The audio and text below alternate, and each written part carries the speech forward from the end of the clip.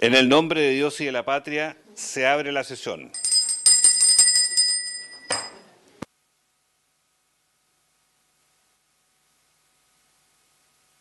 Muy bien. Cuenta de la Secretaría. Solemne. No republicano, solemne. Perdón. Sí, los invitados por Zoom, por favor, que se conecten. Me imagino que el Ejecutivo, sí, la gran mayoría de ellos. Mayoría. Sí, señor presidente. A ver quiénes son.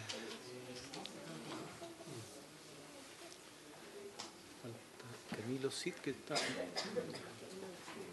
ahí. Ahí no aparece.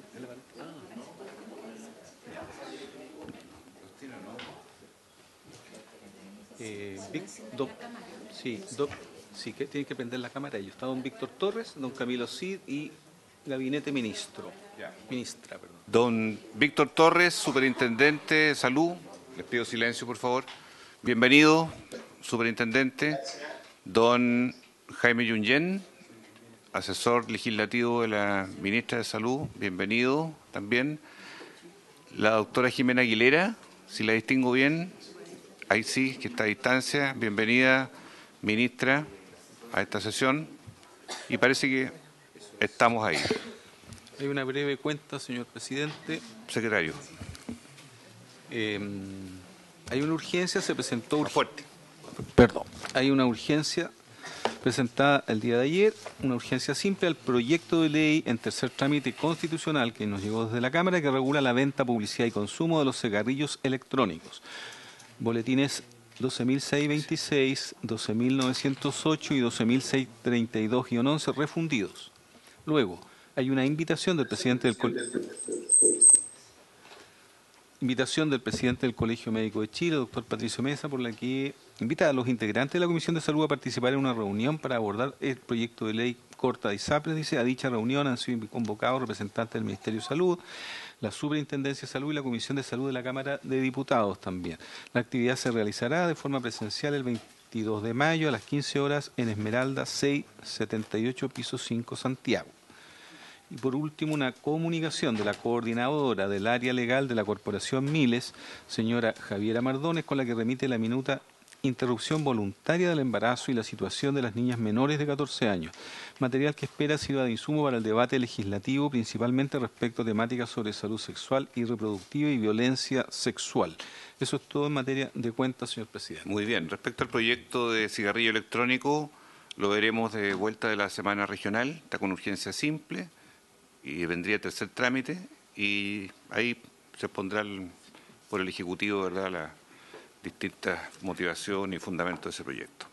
Bien, entrando a la orden del día, quisiera en primer término ofrecer la palabra al Ejecutivo. Está el director de FONASA también, bienvenido, don Camilo Cid, la ministra, su asesor legislativo, el superintendente de salud. Si quisieran hacer precisiones, comentarios, duda o pregunta desde el Ejecutivo a partir de las intervenciones de ayer, que quedaron sin concluir todas, obviamente, y que motivó continuar hoy.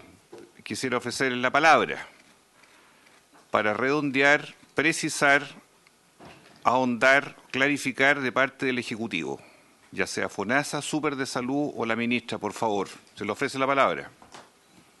Muchas gracias. Señor presidente, por su intermedio saludar a los senadores que están ahí presentes. No alcanzo a ver si hay más gente conectada, pero bueno, los saludo a todos los presentes y a los que estamos conectados por vía telemática.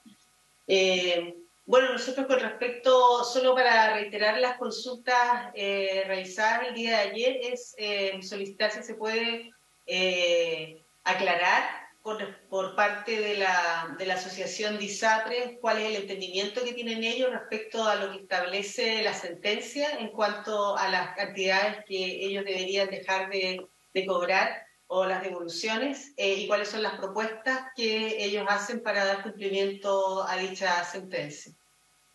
Gracias. Muy bien. Director de FONASA, superintendente de salud.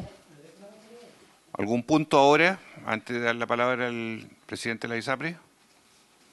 Sí, y enseguida, senadora. Ya. Senador Gaona, le damos la palabra y después también voy a intervenir.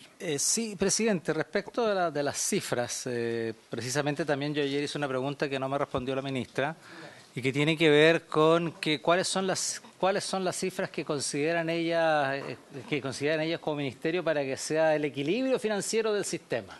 ¿Cómo serían esas cifras? Esas cifras no las conocemos de parte del ministerio y eso es lo que me gustaría que nos detallara porque nos han hablado de 1.400 millones de dólares y al parecer eso sería algo que no es posible, digamos, de poder mantener un equilibrio financiero en el tiempo. Entonces me gustaría saber exactamente si ellos tienen calculado las cifras del equilibrio financiero por el cual deberán poder el sistema privado de salud poder seguir teniendo solvencia y atendiendo a las 3 millones de personas que están adscritos a él.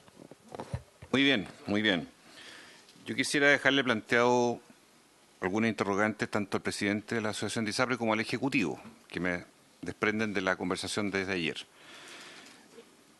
Usted, presidente, señaló, don Gonzalo Simón, que a un plazo de 3 meses, más o menos desde que se dictase la promulgación de esta ley, ya verían, por la caída del 8% promedio de ingresos por cotizaciones en menor cantidad que se perciban, estarían en un riesgo de quiebra eventualmente, que no podrían siquiera llegar a la fase de devolución, cualquiera que éste fuese.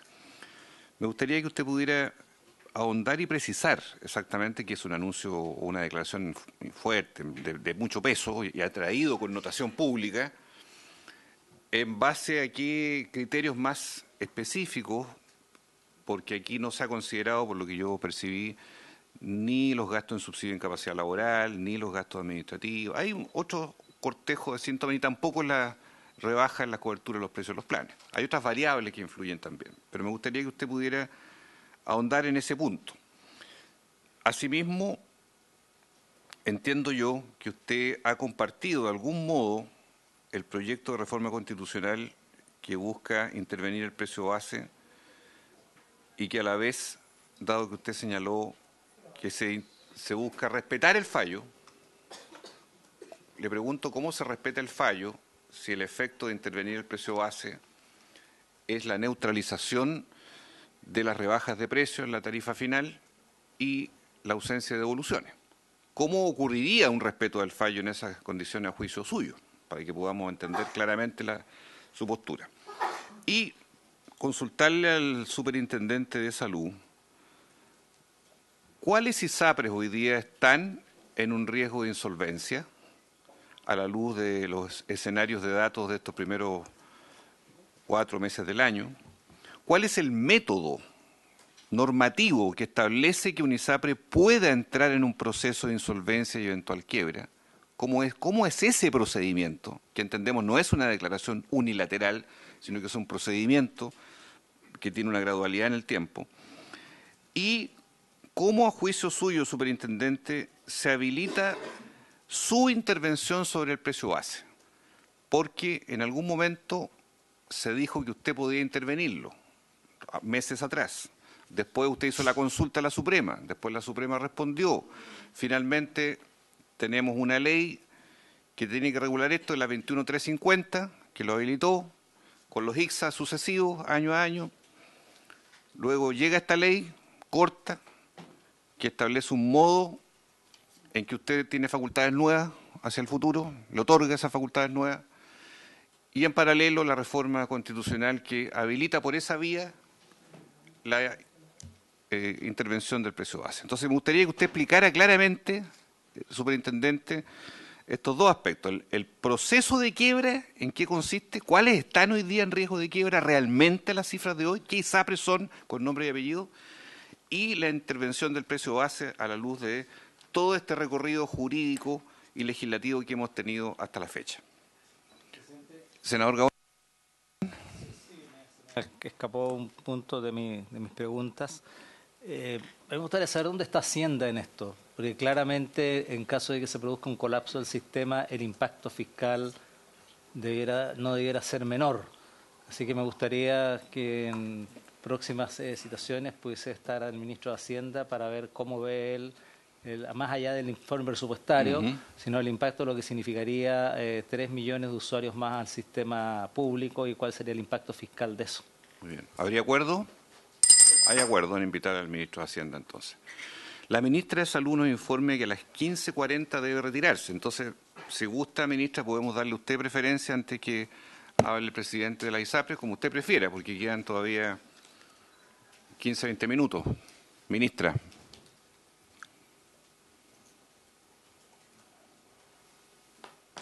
Ministra, Preferiría que hable.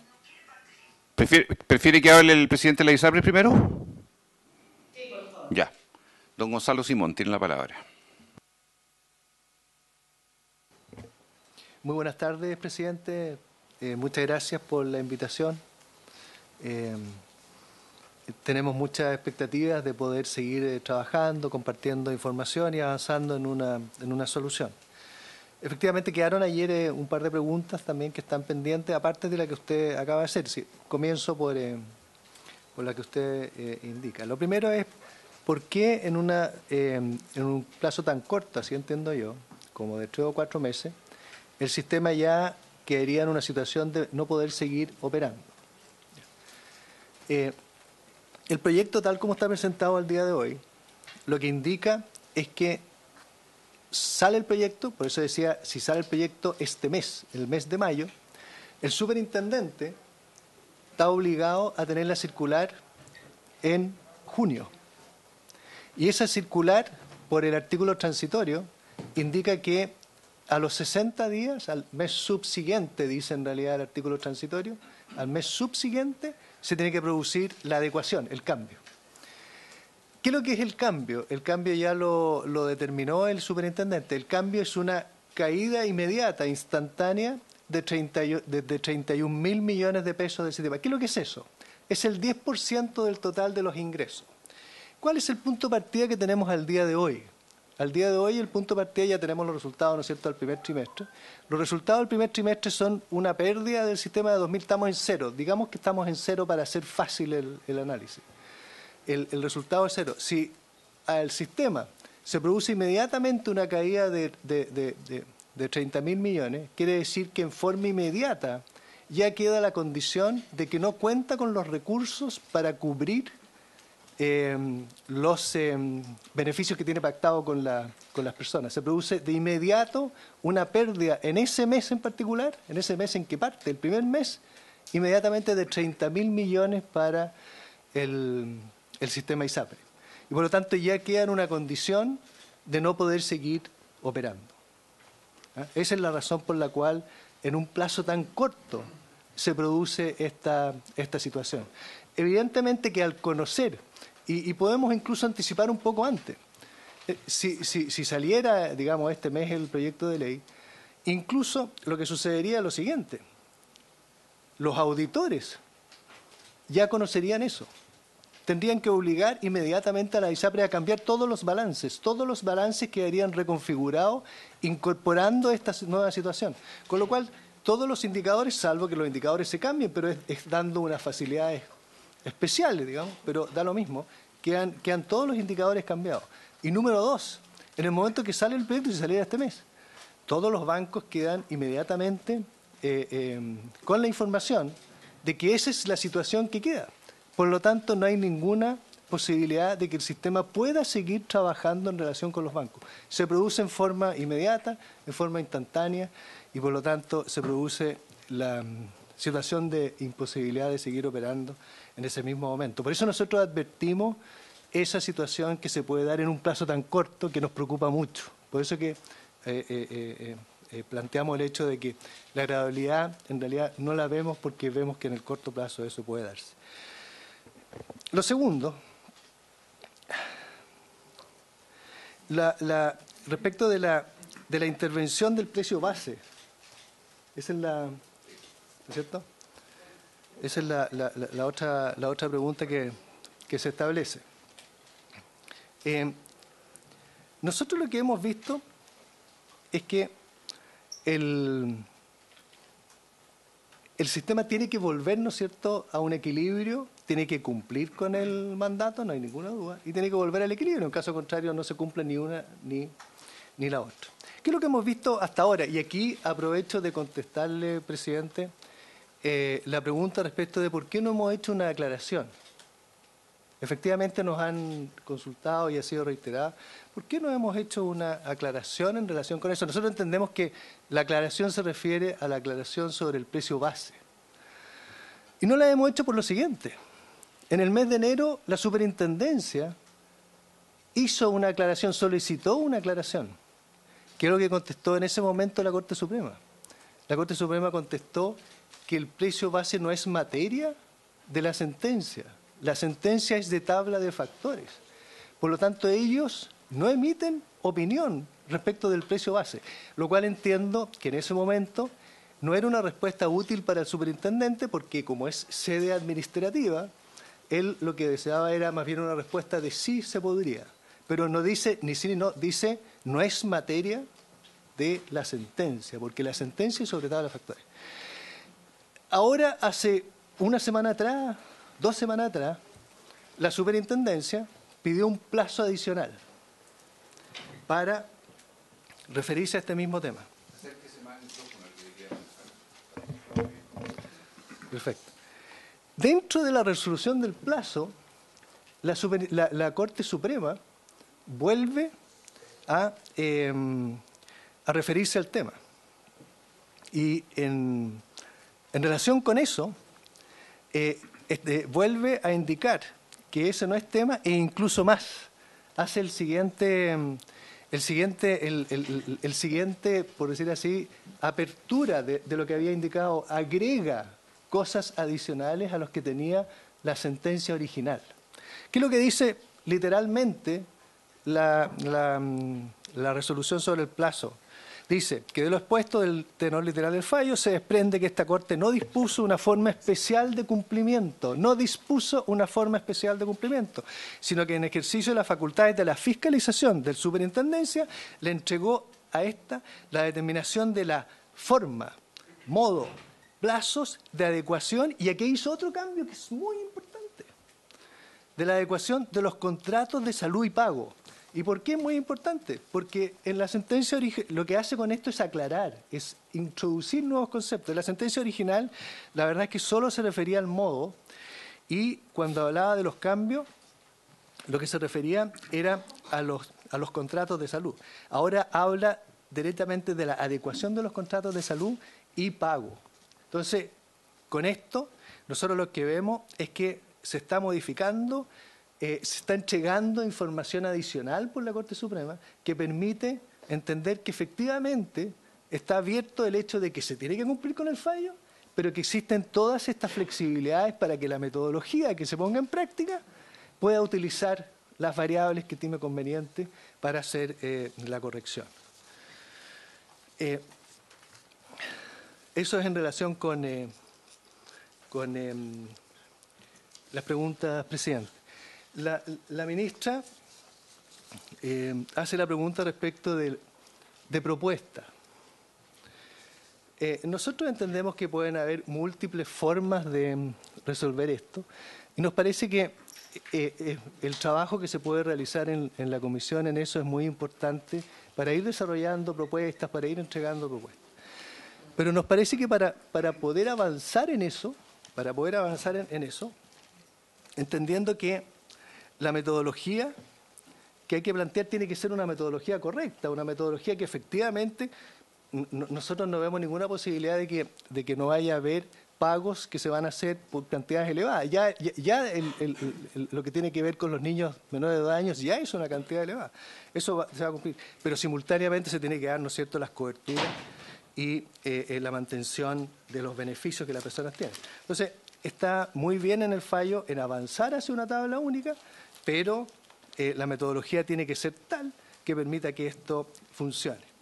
Ahora, para comenzar el trabajo, a nosotros nos parece que lo primero que hay que establecer es, va a parecer una pregunta un poco evidente quizás o quizás de perogrullo, pero nos parece que lo primero que hay que establecer es el objetivo. Nosotros sabemos que lo que hay que hacer es establecer el fallo, pero para nosotros es muy importante que la metodología que se ponga en práctica permita que las personas que están en el sistema ISAPRE al día siguiente que se pone en funcionamiento la metodología puedan continuar con las coberturas que tienen antes de la metodología y que ellos libremente decidan si siguen o no siguen adelante. Pero a nosotros nos parece que es clave que eso se pueda cumplir. Si eso, la metodología no lo permite, significa que quedan personas que han elegido estar con esa cobertura imposibilitadas de poder seguir adelante. La amplia mayoría de las cuales no han participado de la judicialización. Recordemos que la judicialización es el 10% de la cartera, el 90% no ha participado y esto va a tener un impacto sobre el 100% de la cartera. Entonces, lo primero a nosotros nos parece es, entendemos todos que estamos de acuerdo que al día siguiente que la metodología se pone en práctica, las personas pueden seguir adelante con su cobertura. Si la respuesta es que hay formas de poner en práctica el fallo que no garantizan eso, la verdad nos parece muy complejo que nosotros podamos aportar en ese camino. Porque a nosotros nos parece que por lejos la primera prioridad es proteger a las personas, sobre todo a los cientos de miles de personas que hoy día están recibiendo tratamiento, están con enfermedades graves y están con un problema serio. Entonces, nos parece que para ir desarrollando una propuesta, primero tenemos que, ¿no es cierto?, ir estableciendo ciertas bases y ciertos principios que tienen que guiar esa propuesta para después llegar al resultado. Antes de dar la palabra a la senadora Órdenes y después a la ministra, para que usted lo vaya viendo, don Gonzalo, me gustaría dejarle planteado si a la fecha, así como están las cosas, ustedes admiten que la aplicación de la sentencia significa una obligación de establecer esa tabla de factores a los 725.000 contratos que habían a la fecha de abril del 2020 y por ende al monto que se desprende de esa aplicación para efecto de un pasivo. Y segundo, si ustedes admiten, porque yo prefiero poner las cosas en concreto, porque tenemos que ir tratando de entender hasta dónde vamos coincidiendo respecto al diagnóstico en este sentido.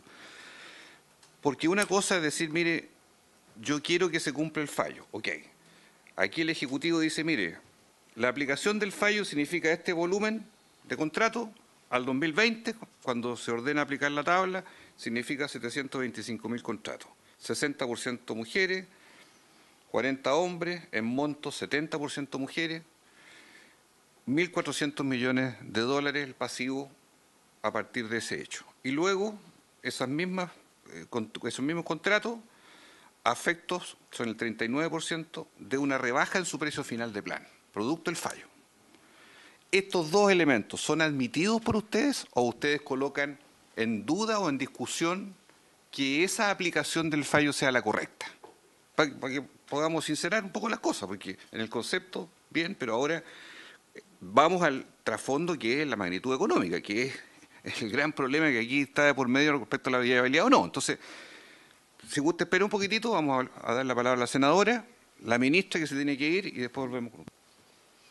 Muchas gracias, presidente. Saludo a la ministra de Salud y al equipo que la acompaña, también a Gonzalo Simón, presidente de la Asociación de ISAPRES de Chile. Yo tengo, en relación a lo que planteaba usted, presidente, porque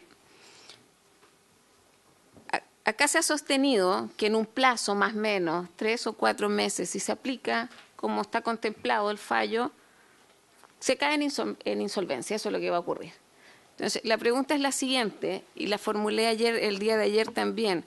Primero, en general, yo haría la pregunta al revés. ¿Cuáles son las condiciones que hacen viable o permiten? Senadora, que nos están llamando a votar de inmediato el estado de excepción. Hacemos una pausa muy breve y volvemos enseguida porque ¿Lo votan? es una...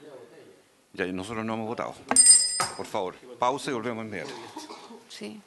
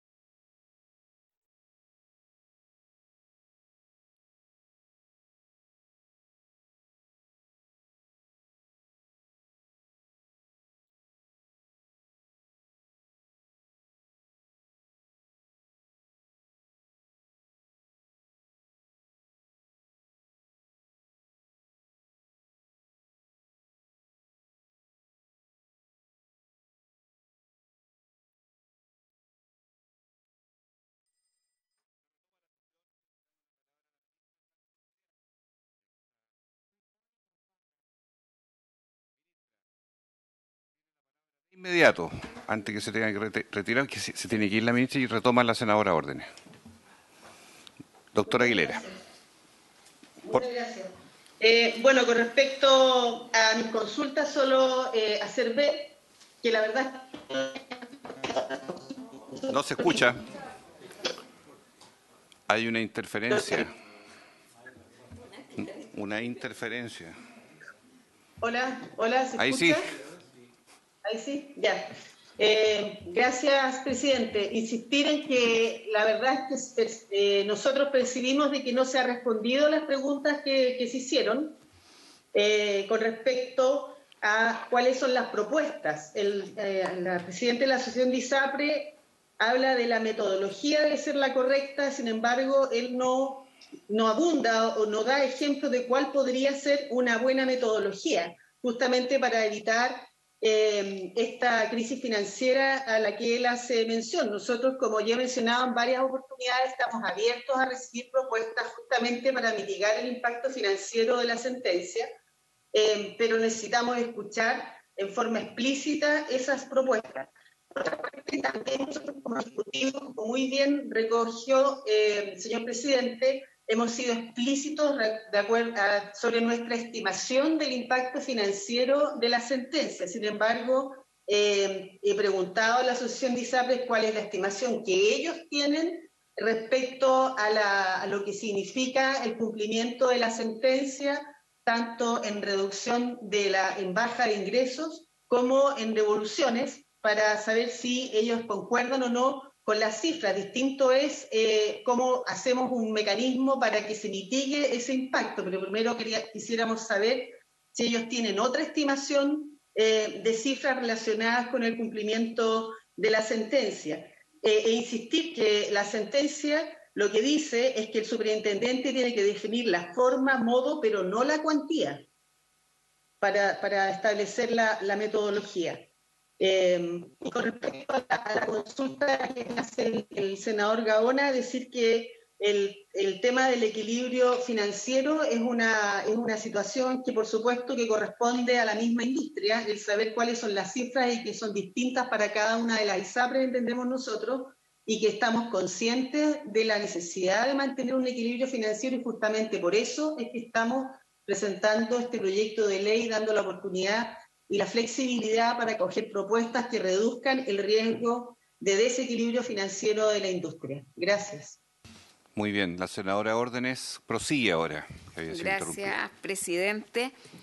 Se había afirmado el día de ayer que aplicar el fallo de manera prácticamente inmediata, 3 o 4 meses, genera la insolvencia del sistema de ISAPRE y por lo tanto no puede seguir operando.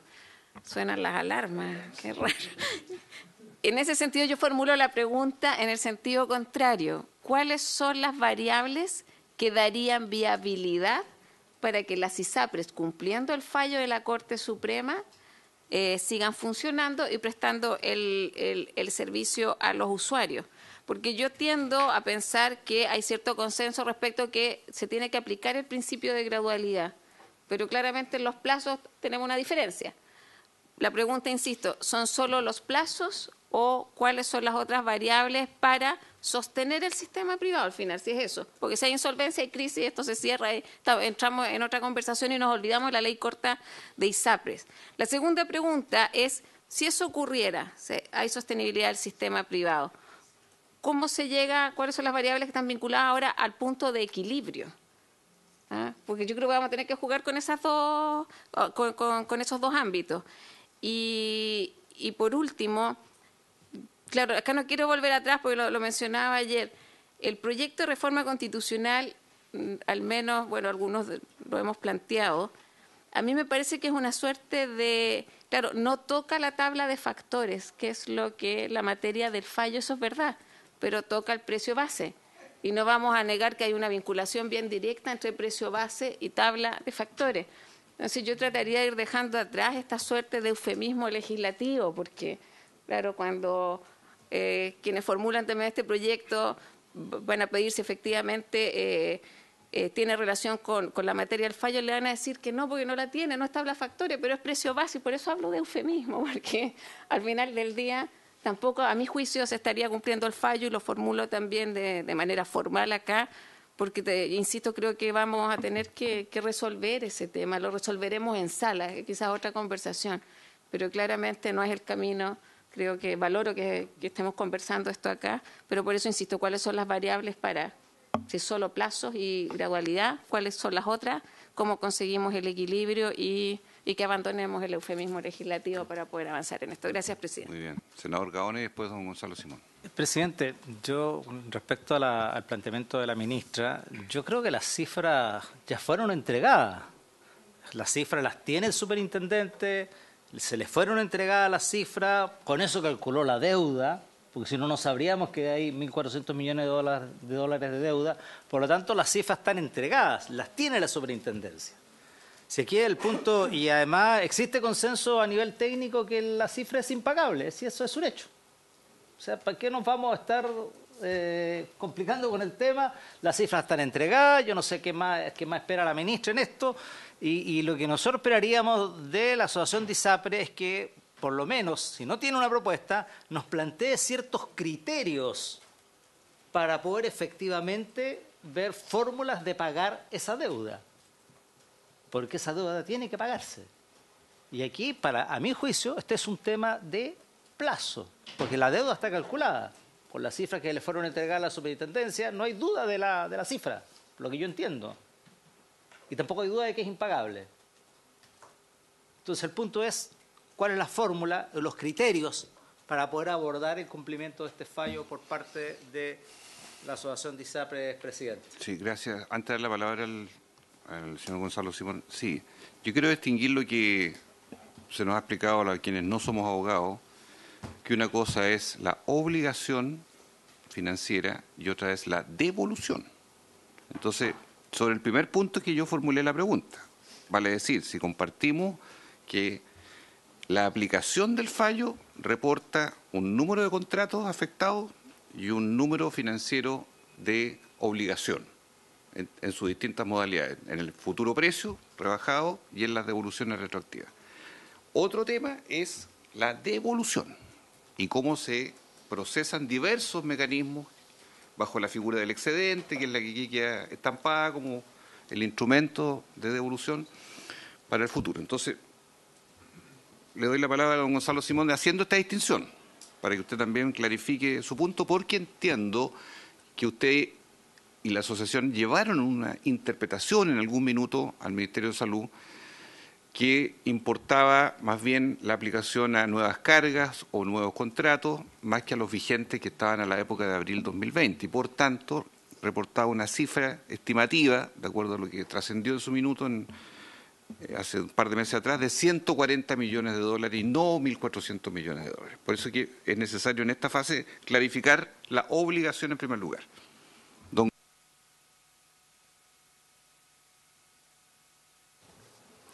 Gracias, presidente. Creo que hay una idea que ronda, que pareciera ser que el camino de seguir a través de una modificación de precio base significa inmediata e instantáneamente que no hay ni pagos retroactivos ni disminuciones de precio. Eso lo voy a decir con mucha claridad, eso es un error, eso no es así. El hecho de utilizar el precio base eventualmente como una variable para hacer modificaciones en el tiempo, no quiere decir que queda inmediatamente eliminado, todo lo contrario. Si la metodología con que se pone en práctica el cambio del precio base es una metodología, de nuevo, que no es adecuada y no es correcta, no va a solucionar nada. Va a quedar una situación del mismo monto, del mismo tamaño de diferencia y del mismo monto de disminuciones a futuro. El hecho de utilizar la variable base no es sinónimo de que no hay pagos retroactivos y de que no hay disminuciones de precios en el futuro. Eso no es así. ¿Y por qué? Es algo muy sencillo. Es muy sencillo para una persona que está dentro de la ISAPRE. la modificación del precio base, por ejemplo, si uno le aplica a un plan de salud, a un solo contrato de salud, quiere decir que se maneja una sola variable respecto de todas las personas que en ese plan de salud. Esas personas tienen diferentes condiciones, tienen diferentes factores al interior de la tabla, por lo tanto los efectos sobre las personas son distintos. Una vez que se determina la variación de ese precio base, van a quedar en la misma situación. Algunos suben, algunos bajan al aplicar esa metodología. Por lo tanto, lo primero es aclarar eso. No es un sinónimo la aplicación del precio base de que igual no hay pago retroactivo ni que no hay pagos prospectivos que incluso, como digo, pueden ser tan elevados como lo que ya se han presentado en el momento de ahora. Para dejar en claro que una cosa no tiene que ver con la otra. Respecto al número de personas que participan de los altos y los bajos, por decir así, de los que les suben y lo que les bajan, porque en el fondo eso es. Lo que sucede es que al aplicar una tabla de factores nueva, no es que se modifique los ingresos totales de la ISAPRE. Lo único que se modifica es que para algunos les sube, pero por ahora ¿no es cierto? Lo que nosotros estamos mirando es lo que dice el fallo, que no se puede subir. Pero el equilibrio se mantendría si se produjera ambos sucesos, lo que estamos hablando de la paz. Dependiendo del criterio que se esté utilizando, va a estar el número de personas que quedan por arriba y que quedan por abajo. No es un número absoluto. No hay una sola forma de entender el fallo. No hay una sola forma. Y por lo tanto, al no haber una sola forma, a pesar de que finalmente todos tienen que quedar funcionando con la tabla de factores, a nosotros nos parece que hay formas distintas. ¿Qué es lo que nos parece que hay que seguir trabajando? Respecto de eso, tengamos presente lo siguiente. Finalmente, la Corte Suprema le ha dado un año al superintendente para estudiar este tema. De alguna manera eso es un sinónimo de que no es un tema trivial para enfrentar, no es un tema sencillo. Respecto de los criterios, ¿no es cierto? Hay que cumplir el fallo. Esto va a significar, evidentemente, pagos. Nosotros no nos parece que la palabra devolución sea la correcta. Nosotros usamos la palabra pago. ¿Por qué? Porque el fallo en ninguna parte, desde el punto de vista de los jueces, hablan de indebidos. Ellos usan una palabra que para nosotros que no somos abogados no tiene mucha importancia porque no la entendemos bien, pero dice excesos. La palabra exceso, desde el punto de vista legal, es que no hay un juicio moral detrás de eso. No hay que hay una deuda. Y más aún, la sentencia en el punto número 2, ¿cómo se llama el punto número 2? Indica claramente que, no obstante, el Tribunal Constitucional emitió su fallo el año 2010. Para las ISAPRES era imposible conocer nada hasta el año 2019 y el año 2020, que fue cuando partió. No es posible que ninguna institución podía haber hecho ninguna modificación que se acercara a lo que está hecho en esa circular con anticipación. La Corte Suprema lo indica en el fallo. ¿Por qué? Porque no era de conocimiento de las ISAPRES. Entonces, lo que se está produciendo, nosotros insistimos, es una adecuación, la palabra que usa la sentencia. Hay que adecuar los contratos para que utilicen la nueva tabla, pero bajo las condiciones que efectivamente podamos seguir operando. Respecto de las variables, la senadora Órdenes hizo dos preguntas. Uno es cómo se mantiene hacia adelante el funcionamiento y segundo, cuáles son las variables. Eso, de nuevo, a nosotros nos parece que es parte de lo que hay que tener encima de la mesa para el desarrollo de la propuesta. A nosotros nos parece que el primer punto de la propuesta, lo que ya dijimos, al día siguiente de aplicada la metodología, todas las personas que están en el sistema ISAPRE tienen que poder seguir con su cobertura. Lo número 2 es que nosotros entendemos que las leyes hoy día están vigentes. ¿Y qué quiere decir eso? Lo único que las ISAPRES están autorizados a hacer es a ofrecer coberturas de salud a través de los planes y los contratos de salud que ofrecen y a recibir la cotización que la persona libremente acepta pagar. Y esos son los únicos obligaciones que tiene y son los únicos fuentes de ingreso que tiene. Si eso no está equilibrado, el sistema no puede seguir funcionando. Eso es lo que hay que lograr, que ese equilibrio se cumpla. Y tercero, ¿cuáles son las únicas variables que la ley actual, que la ley permite para hacer esto? Es o la tabla de factores o el precio base. Nosotros nos parece que si nosotros entendemos el problema de esa manera, podemos desarrollar, ¿no es cierto?, una propuesta que avance en eso.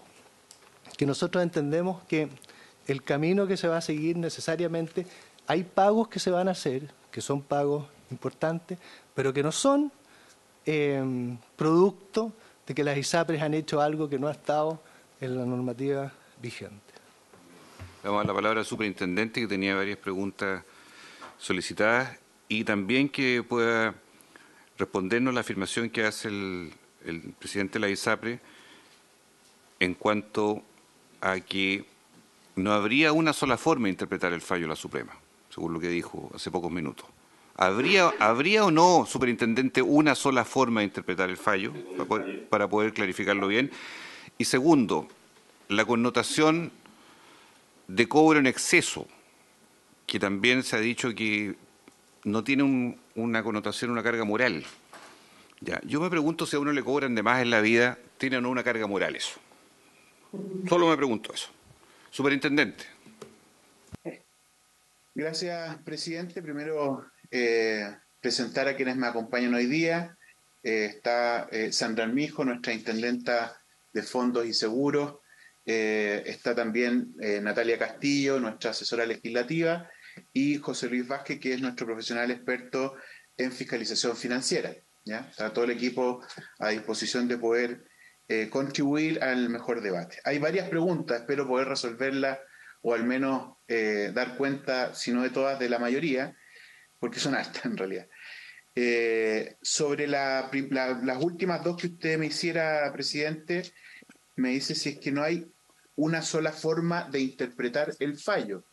Yo frente a eso lo que puedo responder, presidente, es que al menos, ya desde la perspectiva de nosotros como ente regulador, no existe potestad alguna de interpretar un fallo de la Corte Suprema, ni de los tribunales de justicia. Los fallos no se interpretan, a diferencia de la ley, donde sí tenemos potestad de interpretación. El fallo se cumple, ¿ya? Eso es la respuesta que yo podría dar. Si alguien tiene alguna lectura diferente del fallo, lo que corresponde en ese sentido es ir con un recurso de aclaración a la fuente de origen, que es la Corte Suprema. Por lo tanto, los recursos de aclaración no solo son relacionados con la adecuación precio-base. Aquí las ISAPRES perfectamente pueden recurrir a la Corte Suprema aclarando cualquiera de los puntos donde ellos puedan tener algún tipo de duda. Porque, insisto, no se interpretan los fallos y es la propia Corte la que, por esta vía de los recursos de aclaración, puede responder cualquier duda que se genere. No somos nosotros los indicados, entonces, de responder aquello, ¿ya? Y lo segundo, sobre los cobros en exceso, desde el punto de vista técnico, aquel cobro en exceso es un cobro que se realiza más allá de lo pactado, digamos, o más allá de lo correspondiente, ya a un plan de salud, ¿no?, determinado, a diferencia del excedente, que es el que ocurre una vez que tú has pactado un contrato determinado y este está por debajo del 7% de cotización legal. Como se genera una diferencia, esa diferencia queda a favor, obviamente, del cotizante, y la ley es bien clara en el artículo 188 del DFL1, donde dice que además es de propiedad de las personas, ¿ya? Eso hay que dejarlo también sumamente claro, porque la Corte, cuando va por la vía de los excedentes y no de los excesos, se establece entonces un mecanismo de evolución, o establece, digamos, formas que están contenidas en la ley, ¿ya?, pero reconociendo la propiedad de los fondos que se generen, ya, por estas diferencias de las personas. O sea, estos recursos, esta diferencia o este pasivo es de las personas, ¿ya? Después hay varios elementos más que se preguntaron sobre equilibrio financiero. En el caso, el equilibrio financiero no depende de una ley, ¿no?, ni tampoco de una disposición de la superintendencia. Ayer hablábamos a propósito de lo que dice la ley respecto de los cobros, de las cotizaciones para poder pagar prestaciones, ¿ya? Y la ley lo que dice es que se podrán cobrar cotizaciones en valor de la cotización legal o por sobre ella para estos efectos. En ningún caso la ley garantiza equilibrio financiero. Tampoco la superintendencia tiene alguna acción respecto a esta materia, porque son definiciones propias de las ISAPRES, ¿ya? Son los administradores de las ISAPRES los que toman decisiones. De hecho, en situaciones complejas, por ejemplo, durante este periodo de pérdida, las ISAPRES han tomado medidas como la venta de activos, eventualmente la capitalización, ¿ya? Para poder enfrentar de mejor manera situaciones críticas, que es lo que ocurre con cualquier empresa que está pasando, digamos, por momentos complejos. No es la superintendencia la que determina entonces el equilibrio financiero. Eso es propio, obviamente, de las decisiones de cada uno de los directorios, ¿ya? Y por esa razón, el proyecto de ley lo que busca es dar mejores cumplimientos, mejores condiciones de cumplimiento de un fallo por la dimensión del pasivo que se ha generado y el impacto eventual que puede tener respecto de los indicadores. Ahora, nosotros tenemos aquí un punto que aclarar, ¿ya? Yo no comparto el hecho que se diga que una ISAPRE va a quebrar, ¿ya?, 60 días después de la implementación de este proyecto de ley, si fuera ley de la República, por una razón simple, ¿ya? Las ISAPRES, primero, si caen en insolvencia, incumpliendo algún indicador legal, lo que nosotros como superintendencia establecemos es el requerimiento de un plan de ajuste de contingencia, que se denomina en jerga, digamos, informal, un PAC, ¿ya? Este PAC tiene un plazo máximo de 180 días para ser ejecutado, ¿ya? Y durante todo ese periodo de 180 días, lo que estableció la ley, y por eso se crea esta figura, es para que este plan de ajuste de contingencia permita poder salir a la ISAPRE de la situación de insolvencia y mantener la continuidad de las coberturas, ¿ya? En ese caso hipotético se pone la ley, esto después de la quiebra de la ISAPRE Vía Plena el año 2003, ¿ya? Y por eso se supervigilan cumplimientos de indicadores legales, ¿ya? Dicho eso, si es que llegaran o pasaran los 180 días como máximo, ¿ya? Porque hay pueden solicitarse una ampliación que llega a 180 días, si no saliera la ISAPRE, ¿ya?, la ley contempla la figura del administrador provisional, que también tiene una cantidad de tiempo que es de, no me recuerdo en este momento la cantidad de 2 meses, me parece que son 60 días, para poder ver si también resuelve la situación de administración de la ISAPRE. O sea, estamos hablando de un periodo de tiempo importante antes de que eventualmente pudiera caer en quiebra, ¿no?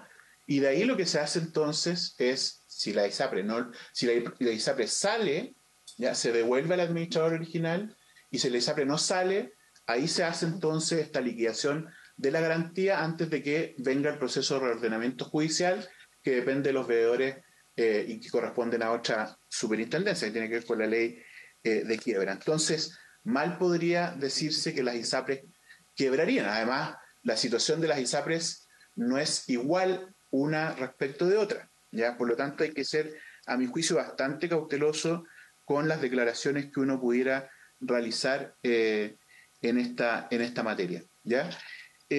Sobre el tema de la habilitación para poder modificar el precio base, lo que ocurrió, ya, fue una consulta o una aclaración que finalmente hace la superintendencia sobre 3 materias. La primera es si había algún pronunciamiento o habilitación para poder intervenir el precio base. La segunda sobre la temporalidad. Perdón, superintendente, solo para pedir la prórroga de 15 minutos a los miembros de la comisión para poder ir avanzando. Acuerdo, muy bien. Prosiga nomás, superintendente. Gracias. Entonces, lo segundo tenía que ver con la temporalidad de la retroactividad, ¿ya?, de la deuda. O sea, cuál era la prescripción, porque si no podrían haber sido 5 años, ¿no? La norma general de prescripción en estas materias es de 5 años. Pero como el instrumento, ¿ya?, entró en vigencia, me refiero a la tabla de factores de la superintendencia, en abril del 2010 se le consulta a la Corte Suprema. Y la Corte lo que responde es que se debe contabilizar desde abril del 2010 en adelante y no los 5 años de régimen habitual, digamos, de prescripción. Y lo tercero tiene que ver con desde cuándo se genera la deuda o se tiene que hacer la modificación respecto de el grupo etario de 0 a 2 años. Y ahí la Corte responde desde ejecutoriedad de la sentencia. Por tanto, respecto de esa deuda, la cantidad de meses es menor porque El primer fallo es el 30 de noviembre, si mal no recuerdo, y ahí hay fallos que son diferidos, por lo tanto, se genera, digamos, algunas diferencias de semana entre una ISAPRE y otra, ¿ya? Entonces, ¿cuál fue la respuesta respecto de la adecuación precio-base? La Corte dice, yo no me pronuncié respecto a esta materia. Por lo tanto, la tesis de que había alguna instrucción al superintendente para poder habilitar una adecuación de precio base no es tal, no se puede desprender del fallo, ¿ya? ¿Y qué es lo que queda entonces? Si no hay una instrucción o una habilitación desde la Corte, es la ley. Y la adecuación del precio base está normada en la 21.350, en la ley 21.350. ¿Ya? Y eso tiene un procedimiento objetivo. No es una acción arbitraria ni discrecional del superintendente, ¿ya? Aquí hay elementos objetivos que además fueron corroborados por la misma Corte Suprema en el primer proceso de judicialización con este impacto universal, que fue el de adecuación precio-base durante el año 2022 y que estableció un mecanismo de verificación individual más allá, digamos, de la existencia de este indicador ICSA que funciona como un techo, digamos, ¿no?, de todo el sistema. Entonces, no es llegar y decir, sí, el superintendente puede permitir una adecuación. No, la ley establece los parámetros. Quien quiera cambiar, puede cambiar la ley, digamos, pero no establecer entonces esta forma. Entonces, cuando hay una reforma constitucional que establece que se podrá, uno se pregunta de qué manera se puede implementar si no hay ningún tipo de especificidad respecto de los criterios para poder habilitar una adecuación precio-base sin caer nuevamente en la reapertura de una judicialización que se está cerrando respecto de la materia de la adecuación precio-base. Si ahí tenemos que también ser responsables porque se ha cerrado el circuito de judicialización, ¿ya?, respecto de esa materia. Entonces hay que tener cuidado con la reapertura, ¿no? Y por esa razón que yo siempre he dicho que hay que ser muy preciso respecto de los elementos si alguien quiere modificar por la vía de la adecuación precio-base los precios finales. Otro elemento que me parece importante, yo ahí tengo una discrepancia sobre el efecto en los precios finales, ¿ya?, si nosotros adecuamos los precios base por contrato. Porque los precios base por contrato, ¿ya?, ¿cómo se calcula un precio final? Y lo ha dicho también la Corte Suprema, ¿no?, en sus propios fallos. Es un precio base, ¿ya?, para todos los miembros de un contrato determinado, que se multiplica por la suma de los factores. Si usted tiene 10 personas en un contrato determinado, tiene que sumar los 10 factores respectivos según el grupo etario de cada uno. Se multiplica el precio base y eso da un precio final. Por lo tanto, si yo modifico el precio base, sí va a haber el mismo efecto sobre la totalidad de los integrantes de ese contrato, porque se calcula, como decía recién, multiplicando un precio base por la suma de los factores de cada uno de los miembros, ¿ya? Entonces, sí, esa situación genera un efecto de no disminución de los planes en aquellos casos en que, incorporando la nueva tabla, el efecto final fuera la disminución entonces de sus precios, y eso nos parece complejo. Y de hecho, en materia de la reforma constitucional que se ha comentado, decir además que plantea esta reforma que cualquier deuda generada, ¿no?, tiene que ser considerada con una retroactividad distinta a la aclarada por la Corte, ¿no?, que es desde ejecutoria de la sentencia. O sea, estamos hablando de diciembre aproximadamente del año pasado y no los 30 y tantos meses que corresponden desde abril en adelante. Entonces sí, claramente tiene también un impacto sobre lo que la misma Corte ha dicho, y finalmente también se menciona que esto solamente sería por beneficio. Y la Corte ha mencionado claramente que tiene que ser por excedentes. Y esto no es baladí, por lo siguiente. Usted, si quiere establecer un régimen especial de excedentes, lo puede hacer a través de una modificación legal, pero tiene que estar allí considerado, porque si es una forma distinta y no se especifica que es por excedentes, es el mismo artículo 188 del Decreto Fuerza Ley número 1 el que garantiza que los excedentes son de propiedad de las personas. Por lo tanto, cualquier alternativa de modificación de formas de devolución tiene que estar contenido en este concepto y no fuera de él, porque podríamos eventualmente al menos abrir la discusión sobre la expropiación de esos fondos, porque nada garantizaría ya que eventualmente esos fondos sigan siendo propiedad de las personas si los sacamos del concepto de excedente o de lo que norma el 188 del TFL1. Muy bien. Esto en términos generales, yo no sé si me quedó algo en el tintero. Sí. Gracias, presidente. Yo, antes de la palabra a don Gonzalo Simón, ¿usted podría precisar la afirmación que hace el presidente de la ISAPRE? Usted como regulador, si se despachara la ley ahora y usted dictara la circular que establezca la baja de precio final por la aplicación del fallo, y eso significa caída en los ingresos de 31.000 millones al mes para las ISAPRE, usted como regulador, ¿qué evaluación tendría del riesgo inminente de quiebra o no del sistema? ¿Es así o no es así? Porque usted es el regulador. Entonces, coloca en jaque, coloca en un riesgo al sistema la aplicación del fallo en este punto, no en la devolución, sino que estamos hablando en la rebaja de tarifa en los plazos que aquí se han dicho. Por favor. Presidente, como yo ya he dicho con anterioridad, ya el regulador no tiene potestad respecto del manejo de las finanzas de las ISAPRES. Hay decisiones que han tomado los administradores de las ISAPRES en situaciones complejas para poder enfrentarlas de mejor manera, que son propias de los directorios, como la venta de activos o eventualmente la capitalización. Esas no son elementos que maneje la superintendencia, ¿ya? Lo que nosotros supervigilamos es el cumplimiento o no de los indicadores legales. Si eventualmente hay un efecto que se quiere evitar, además, ojo, presidente, porque si se aplicara el fallo en condiciones de sumar dos efectos, como es los menores ingresos y el pago de la deuda, claramente sería una situación peor aún.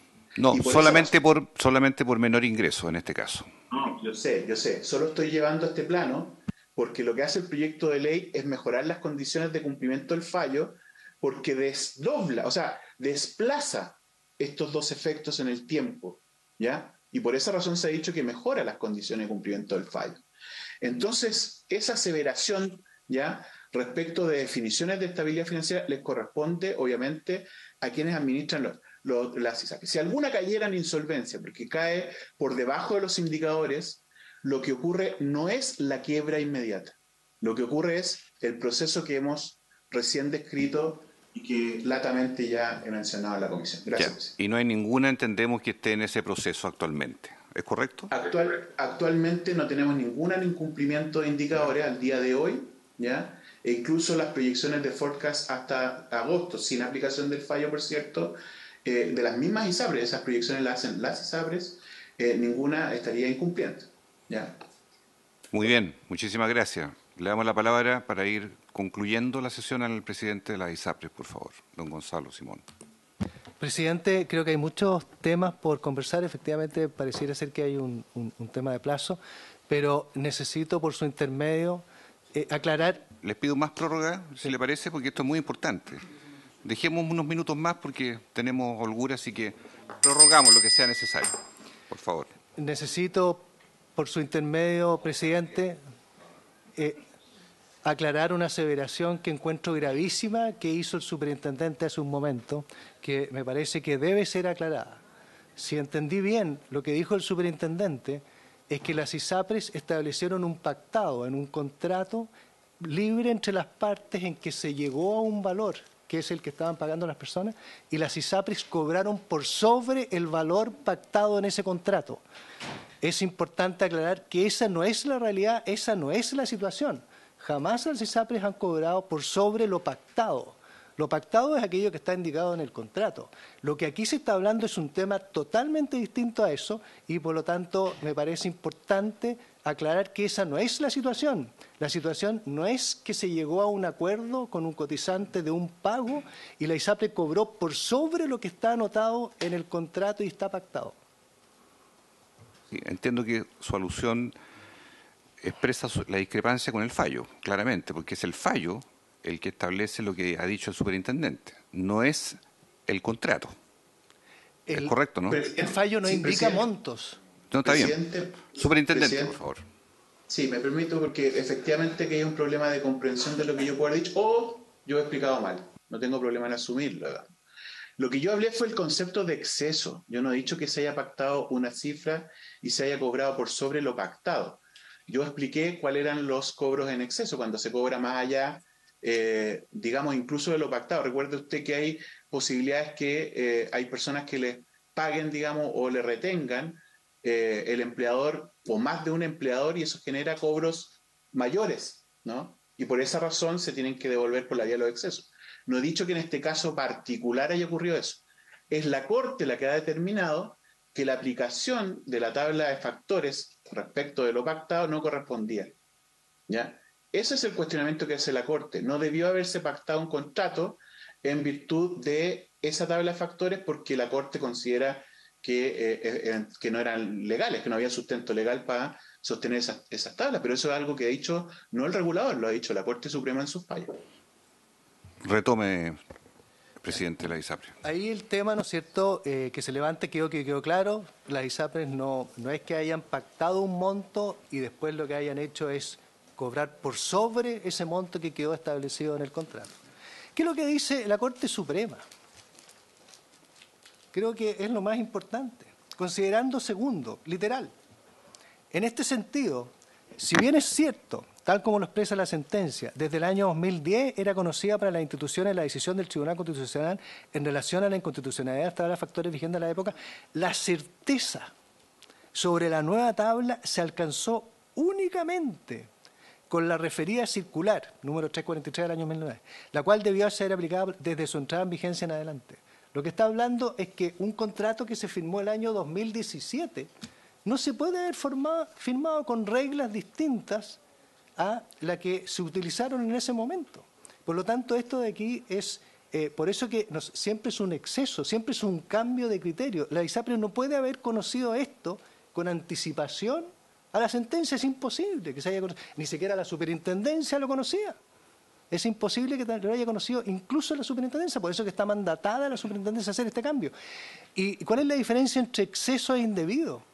Indebido es un cobro sin causa. Exceso tiene una condición. ¿Cuál es la condición? Una sentencia que se hizo el año 2022, el 30 de noviembre, que modificó, tiene una causa, pero no es indebido. Ahora, respecto de lo que dice el superintendente, efectivamente el superintendente describió en detalle el proceso de cuando una ISAPRE entra en insolvencia, pero no el proceso de insolvencia no quiere decir que la insolvencia se termina, porque dado que la condición de inicio de la insolvencia no se ha modificado, el hecho de entrar en el proceso de insolvencia no va a significar ningún cambio. No quiere decir que el hecho de entrar en un proceso de insolvencia, no quiere decir que las ISAPRES cuentan con los recursos para otorgar las coberturas. Por lo tanto, toda la descripción que hace el superintendente, que es correcta de cómo se hace, no quiere decir que efectivamente al momento en que se produce la caída de los ingresos, en ese mismo momento ya no se puede financiar las coberturas que están vigentes en ese mismo instante. Quiere decir que en ese mismo momento los beneficiarios ya no van a poder contar con las coberturas que están pactadas. Por último... Perdón. Antes, superintendente, no ha terminado todavía el presidente de la ISAPRE. Por último, siempre hemos tenido una discrepancia con el superintendente, esto ya lo hemos conversado con él varias veces, respecto de interpretación. Nosotros ahí tenemos una diferencia. Quería pedirle al fiscal de la asociación que hiciera los comentarios en relación con... Muy bien. Que se identifique, por favor, para el acta. Muy buenas tardes, presidente. Muy buenas tardes a todos los miembros de la comisión. ¿Cuál es su nombre? Matías Avendaño, el fiscal de la asociación de ISAPRE. ¿Cómo no? Para no convencerlo, me gustaría que pudiéramos hacer un ejercicio que es relativamente sencillo, que es determinar cuál es el contenido del mandato que la Corte Suprema le entregó al Poder Ejecutivo para la implementación de la sentencia. Nosotros concordamos que efectivamente a nadie más le corresponde, sino a la Corte Suprema, la interpretación de la sentencia. Solamente a la Corte Suprema. Eso es un hecho, la doctrina es uniforme, ahí no hay nada que agregar. Pero lo que sí admite posibilidades o lo que sí admite espacio es la implementación de la sentencia. Y acá el presidente de la Asociación de ISAPRE había hecho una reproducción de lo que habían señalado la sentencia. La sentencia primitiva, la sentencia que impone las obligaciones al superintendente y al Poder Ejecutivo, señala de que la obligación primitiva es determinar el modo de hacer efectiva la adecuación del contrato. Eso es una cita textual. Sin embargo, en la sentencia de aclaración amplía este mandato, lo aclara, valga la redundancia, y señala de que el mandato, el contenido del mandato es la determinación de la forma, modo y plazo, no solamente de la adecuación de precios, sino del contrato de salud y del pago. Está utilizando la misma expresión que utilizó primitivamente, modo, pero esto agrega forma y plazo. En el plazo está implícito el tiempo y la cuota. Por lo tanto, la forma y modo son otras expresiones que hay que dotar de contenido. Y nosotros entendemos que ese mandato es amplísimo. Es decir, le confiere las más amplias facultades al Poder Ejecutivo, que ha decidido conferir la potestad de dar la solución al Poder Legislativo, de dar una solución a este inconveniente. Ahora bien, si este mandato no tuviese este contenido, si este mandato no fuera amplísimo, o como dice el superintendente, si no se pudiese interpretar, nosotros creemos que se puede interpretar de formas se puede implementar, de formas muy diversas. ¿Cuál sería el sentido de haberle conferido un mandato o haber delegado en un tercero el cumplimiento de la sentencia? Nosotros creemos que el único propósito de haber delegado esta potestad es precisamente cumplir la sentencia y al mismo tiempo velar por la subsistencia del sistema. Superintendente, ahora sí, vamos a ir cerrando ya la conversación. Como uno mismo. Sí, no, mire, presidente, lo que dice la Corte Suprema en definitiva es que se debe aplicar la tabla de factores de la circular 343 del año 2019 de la Intendencia de Fondo a todos los contratos de la CISAPRA. Por lo tanto, esa situación lo que hace es en definitiva pronunciarse, obviamente, con este efecto que ya se ha discutido, ¿no? Universal respecto de los contratos, prácticamente en la misma línea de lo que ya estaba haciendo de manera individual. Por lo tanto, era conocida la posición de la Corte respecto de la situación de la utilización de tablas de factores de riesgo, ¿ya? Y no es una situación imprevista. De hecho, la misma ministra vocera de la Corte en algún momento dice: esto no puede ser considerado como algo imprevisto. Hay jurisprudencia suficiente para conocer respecto de la posición de la Corte Suprema en materia de la resolución de los recursos de protección, digamos, que tienen que ver con este punto. Y por lo tanto lo que hace hoy día es tomar es más, en algunos casos había tomado una posición incluso más drástica, ¿no? Y estaba ocurriendo en algunos tribunales, en algunas cortes de apelaciones en regiones, ¿ya? Y finalmente, claro, lo que hace es tomar un instrumento que lo valida en definitiva la Corte Suprema para estandarizar la situación y poder resolver, obviamente, lo que estaba ocurriendo a propósito de la judicialización que ya durante muchos años se estaba generando en un volumen bastante relevante, ¿ya? Y cuando se habla del modo de hacer efectivo, aquí yo insisto, hay dos elementos que son claros. Nosotros como entidad administrativa nos regulamos por la ley, ¿ya? Y la ley es bastante clara, ¿no? Y tenemos alguna facultad interpretativa allí, pero respecto de parámetros que son objetivos. Y por otro lado, cualquier materia que pueda no encontrarse en la ley, pero ha sido mandatada por la Corte Suprema, la debemos cumplir porque si no caemos en desacato. En la situación de la adecuación precio-base no hay una instrucción particular o específica de la Corte respecto a esta materia, porque nunca se pronunció sobre eso, por lo menos en estos fallos, y por lo tanto sigue operando la ley con los elementos que ya conocemos. Ahora, mal uno podría interpretar, a mi juicio, ¿ya?, que hay alguna modificación, ¿ya?, de los fallos de origen por alguna resolución que se vincule más bien a una resolución de mero trámite, que no se aboca al fondo. Yo no puedo poner ni siquiera hay otras personas que son abogadas y saben mejor que yo, ¿no? A lo mejor estoy diciendo una chambonada, pero yo entiendo que los considerandos no están por sobre lo resolutivo, por ejemplo, que muchas veces se argumenta. Menos aún una resolución de mero trámite que pueda modificar lo resolutivo y entrar al fondo, ¿no?, de un fallo de origen. Por lo tanto, a mi juicio es bien particular lo que aquí se ha planteado. Entonces, seguir insistiendo en eso, es mejor decir que hay intención de que se modifique el fallo, de incumplir el fallo, ¿no? Y eso es una situación que es compleja y yo quería, presidente, dejarla por lo menos establecida en esta discusión. Senador Latorre había pedido. Gracias, presidente. Sí, yo dos consultas muy precisas, más bien a representante de FONASA, que no veo a Camilo Cid, pero hay alguien conectado de... Bien, representante de FONASA y al gabinete del Ministerio de Salud. Son dos preguntas bien precisas. O sea, tenemos el fallo de la Corte Suprema que tiene que ver con las ISAPRE, los afiliados de la ISAPRE, etcétera. Y acá hay un proyecto de ley corta, pero que involucra, ¿no?, el fortalecimiento de FONASA. Yo estoy a favor de fortalecer FONASA, de fortalecer el Fondo Nacional de Salud. De hecho, soy contribuyente, cotizo desde hace muchos años ahí y me parece que es la línea, pero ¿cuál es el fundamento para que en este proyecto de ley esté sé que lo explicó el otro día Camilo Cid, pero creo que es importante mencionarlo, el por qué en este proyecto de ley corta, insisto, para generar las condiciones para el cumplimiento del fallo de la Corte Suprema, tenga que estar el componente de fortalecimiento de FONASA. Es una pregunta. Y la otra, más bien al Ministerio de Salud, Jaime Yunget o el gabinete de la ministra, ¿qué mensaje se le transmite hoy a la gente, a las personas que son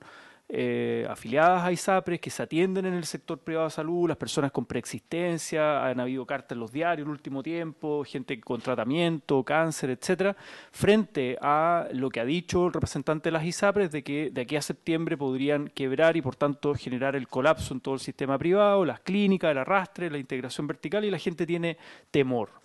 ¿Qué monitoreo está haciendo? ¿Cómo se previene desde el Ministerio de Salud para darle certeza a las personas? No a una industria que, en mi opinión, ha habido años, esa es mi opinión política, personal, lo digo acá y me hago cargo en la Comisión de Salud, años de discriminación, de abuso a sus mismos clientes, digamos. Pero más allá de eso, no quiero entrar en ese debate político, ético, sino que sobre la industria, ¿no? Pero más que darle certeza a la industria, es cómo le damos certeza a las personas, ¿no? A las personas que hoy día tienen preexistencias, tratamientos, etcétera. Eso, presidente. Gracias. Antes que responda, señor Fuentes, fiscal de FONASA, pedirle el acuerdo a los miembros de la comisión para que pudiésemos solicitar un informe a la Biblioteca del Congreso acerca un poco de los aspectos jurídicos que han estado rondando acá, que creo que son siempre iluminadores. O sea, que nos explique cómo el fallo del TC del 2010 manifestó una expresión de no constitucionalidad, luego pasan los años, ¿verdad?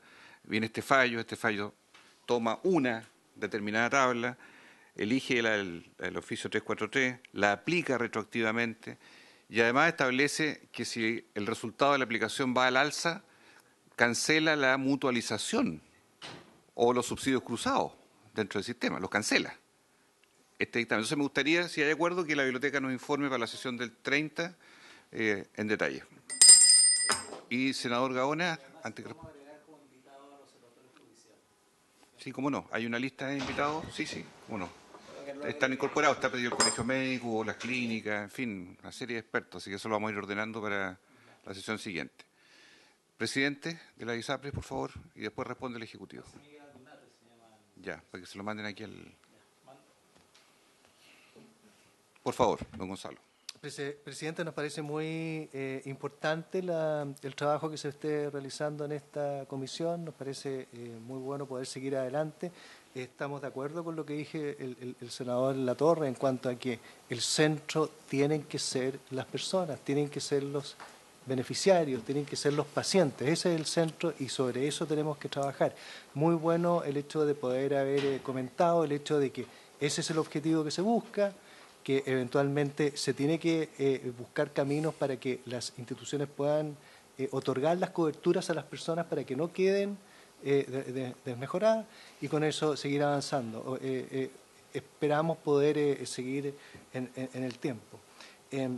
Nosotros entendemos que finalmente la metodología que se va a poner en práctica va a significar para la ISAPRE pagos, eso no hay ninguna duda, ya de hecho ya hay pagos que están descritos.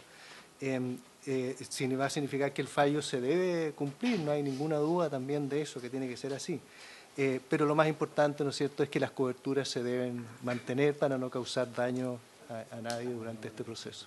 Muchas gracias, Muy bien, presidente. cómo no. Y por último, le damos la palabra al Ejecutivo para que se haga cargo de las preguntas del senador Latorre. Fiscal de FONASA o don Jaime Yungén o el abogado del MinSal. Uno para FONASA y el otro era para MinSal.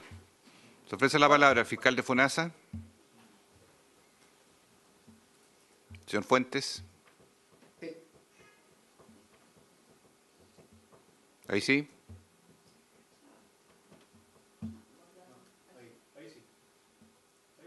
¿Está conectado con audio? Sí. Ya. Proceda nomás. Tiene la palabra. Sí. Sí, ahora sí. Está con un problema. Buenas tardes a la comisión y a todos sus invitados. Básicamente, ¿por qué está la FONASA o un proyecto de fortalecimiento de FONASA en este proyecto de ley que está enfocado al cumplimiento del fallo de la ISAPRE? Es porque se tiende o se quiere cumplir la promesa general del Ejecutivo, que es que este fallo, que el cumplimiento del fallo no afecte a los beneficiarios de la ISAPRE, de manera tal que si por causa del cumplimiento del fallo algunas ISAPRES o algunos afiliados no puedan mantenerse en el sistema ISAPRE, puedan migrar a FONASA en condiciones más o menos iguales a las que tienen actualmente en la ISAPRE en cuanto a cobertura. Y en ese sentido, entonces, el diseño de nuestra modalidad de cobertura complementaria tiende a caminar en esa línea, digamos.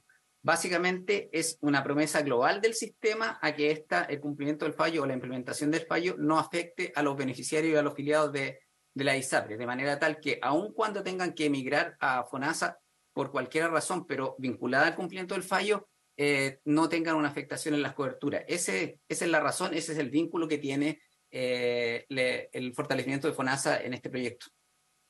Muy bien. Don Jaime Yungén, entonces, por el Ejecutivo. Perdón, senador, por su intermedio, le voy a hacer la palabra a Manuel Pérez. O don Manuel Pérez, el abogado, por favor. Buenas tardes, presidente. Buenas tardes a todos los senadores. Antes que nada, No, hay interferencias. Ignoro de dónde proceden, pero se escucha fragmentado. Y ahora, No, presidente, no. ¿cómo se escucha? No, tranquilo. Ahora sí. Perfecto. Voy a intentar hablar más fuerte, que quizás así se escucha mejor. Reitero los saludos, entonces, presidente, a usted y a toda la comisión, a todos los senadores, a todos los presentes. Antes de responder la pregunta del senador Latorre, aprovecho la oportunidad para dejar una vez más en claro que, lamentablemente, la Asociación de ISAPRE sigue sin contestar las preguntas básicas. La ministra le preguntó cuál es su propuesta. La Asociación de ISAPRE lo debió a la metodología, pero incluso sus gremios no presentan una propuesta de metodología, cuestionan que haya múltiples interpretaciones y tampoco dan una interpretación para poder seguir construyendo esta conversación. Dicho eso, respecto a la pregunta del senador Latorre, efectivamente la respuesta está asociada a lo que recién expuso FONASA, ¿no? El proyecto bien lo declara en su mensaje. No se escucha ahí. Repita, por favor, que no se escucha bien. La respuesta a la pregunta del senador Latorre está bastante relacionada con la respuesta que dio FONASA recién. Porque, como bien ha dicho la ministra en reiteradas oportunidades y como expresamente lo reconoce el mensaje de este proyecto, el objetivo o el centro de este proyecto son las personas. Justamente porque el Ministerio de Salud es consciente de los efectos que puede tener el fallo de la Corte Suprema, es efectivamente porque es consciente, es que está tomando medidas para mitigar los efectos financieros. Y es por eso que el proyecto contiene toda una batería de medidas y reglas para intentar mitigar esos efectos, que por supuesto van a ser discutidas en esta comisión. Y para el caso eventual de que no sean suficientes, también tiene propuestas en materia de fortalecimiento de FONASA para mantener la protección financiera de las personas y el acceso a la salud. Reitero, eso está expresamente No se escucha, abogado, lo último. Repita. Para cerrar entonces, para que se exprese rápidamente, el objetivo, y ya está dicho en el proyecto, es el acceso a la salud de las personas. Y por lo tanto, este proyecto integra baterías en materia financiera para mitigar los efectos en ese ámbito de las sentencias de la Corte Suprema y el fortalecimiento de FONASA para mantener la protección financiera de las personas. Muy bien, muchísimas gracias. Y agradecer a la Asociación de ISAPRE, a su presidente, que ha venido por segunda ocasión, y esto va a continuar. Así que el diálogo aquí no se va a perder nunca. Aquí vamos a hacer todo lo necesario para seguir acercando posiciones. Van a venir en la sesión del 30 el ordenamiento que hagamos de los expertos y distintas instituciones que han pedido, y esto va a tener una secuencia. Y, por cierto, los representantes que deseen estar, al igual que el Ejecutivo, pueden estar perfectamente presentes, ya sea telemáticos o presenciales, porque esto requiere el concurso de todos los sectores. Muchísimas gracias y por haberse cumplido el propósito. Se levanta la sesión.